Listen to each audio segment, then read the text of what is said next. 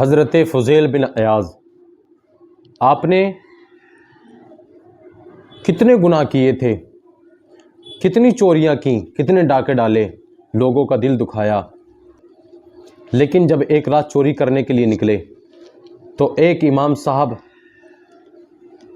آیت کریمہ کی تلاوت کر رہے تھے، لا تقنطوا من رحمت اللہ ان اللہ یغفر الذنوب جميعا، اللہ کی ذات سے کبھی نا امید مت ہونا، اللہ کی رحمت سے کبھی نا امید مت ہونا، بے شک اللہ سارے ہی گناہوں کو معاف فرمانے والا ہے، بے شک اللہ سارے ہی گناہوں کو معاف فرما دے گا، اس کی رحمت سے کبھی نا امید مت ہونا۔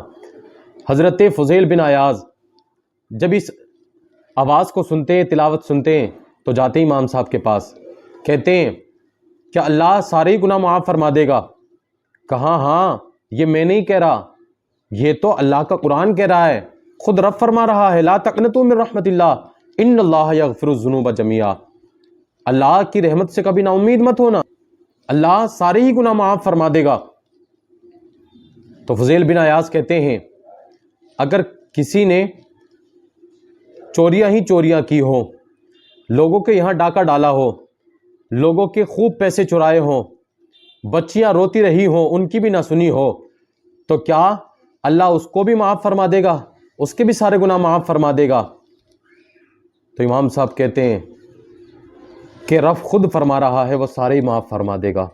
حضرت فضیل بن عیاض زندگی بدل گئی، ارادہ بدل گیا، سچی توبہ کی رب کی بارگاہ میں، اور جب نکلے ہیں ساتھیوں کی طرف آئے ہیں، کہنے لگے ساتھیوں اب ارادہ بدل گیا ہے، اب تم اپنا سردار دوسرا تلاش کر لو، اب مجھے اپنا سردار مت کہنا، اب میرا ارادہ بدل گیا ہے، میں رب کی بارگاہ میں توبہ کر رہا ہوں۔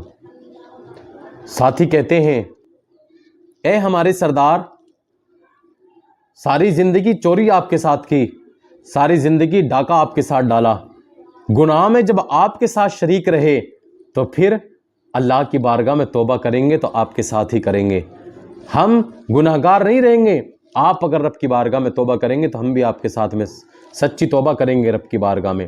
سب نے توبہ کی۔ حضرت فضیل بن عیاض کہتے ہیں کہ جس کا جو کچھ تھا میں نے لیا تھا وہ میں نے دے دیا، جہاں تک مجھ سے ہو سکا مجھ سے دیا گیا، میں نے دے دیا، جو کھا گیا تھا وہ رہ گیا، لیکن ایک یہودی کا قرضہ رہ گیا مجھ پہ، جس کا میں نے خوب پیسہ چرایا تھا۔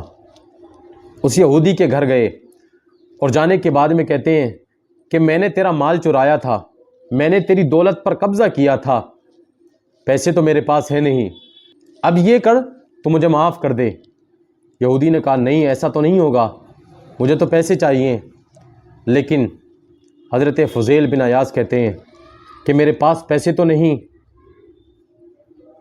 معاف کرنا چاہتے ہو تو معاف کر دو، پیسے تو نہیں ہے۔ لیکن یہودی نے کہا اب اس کے بدلے میں تمہیں میرے اونٹوں کو چارہ ڈالنا پڑے گا۔ اب ارادہ بدل گیا تھا، رب کی بارگاہ میں سچی توبہ کر لی تھی۔ اگر تمہارا یہی ارادہ ہے کہ میں تمہارے اونٹوں کو چارہ ڈالوں اور تم مجھے معاف کر دو گے تو ٹھیک ہے، میں تمہارے اونٹوں کو چارہ بھی ڈالوں گا۔ 2-4 دن گزرے، چارہ ڈالنے لگے اونٹوں کو۔ یہودی نے ایک پوٹلی رکھی تھی جس میں ٹھیکریاں تھیں، کنکریاں تھیں۔ یہودی نے کہا جاؤ وہ پوٹلی اٹھا کر لے کر آؤ میرے پاس۔ حضرت فضیل بن عیاض جب پوٹلی اٹھا کر لے کر آئے تو اب اس میں ٹھیکریاں نہیں تھیں، وہ اب سونے سے بھر گئی تھی، وہ سونا بن گیا تھا۔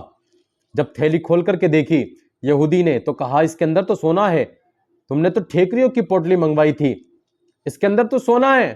حضرت فضیل بن عیاض چکر میں پڑ گئے، حیرت میں پڑ گئے۔ یہودی نے کہا میں نے پڑھا ہے کہ اگر کوئی رب کی بارگاہ میں سچی توبہ کر لیتا ہے، اگر وہ کنکریوں کو بھی ہاتھ لگا دے تو اللہ ان کو بھی سونا بنا دیا کرتا ہے، وہ سونا بن جایا کرتی ہے۔ میں تیرا امتحان لے رہا تھا کہ تو نے سچی توبہ کی ہے کہ نہیں، یا تو جھوٹ بول رہا ہے۔ ارے بندے تو نے سچی توبہ کی ہے رب کی بارگاہ میں، کیوں؟ اس لیے کہ اس پوٹلی کے اندر ٹھیکریاں تھی، کنکریاں تھی۔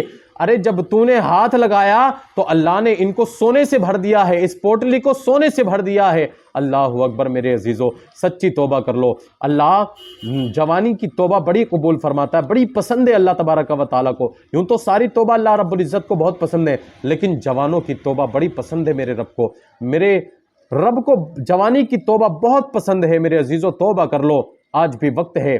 جو سچی توبہ کر لیتا ہے اللہ تبارک و تعالی اس کے ہاتھوں میں ایسی شان عطا کرتا ہے کہ اگر وہ کنکریوں کو بھی ہاتھ لگا دے تو کنکریاں بھی سونا بن جایا کرتی ہیں۔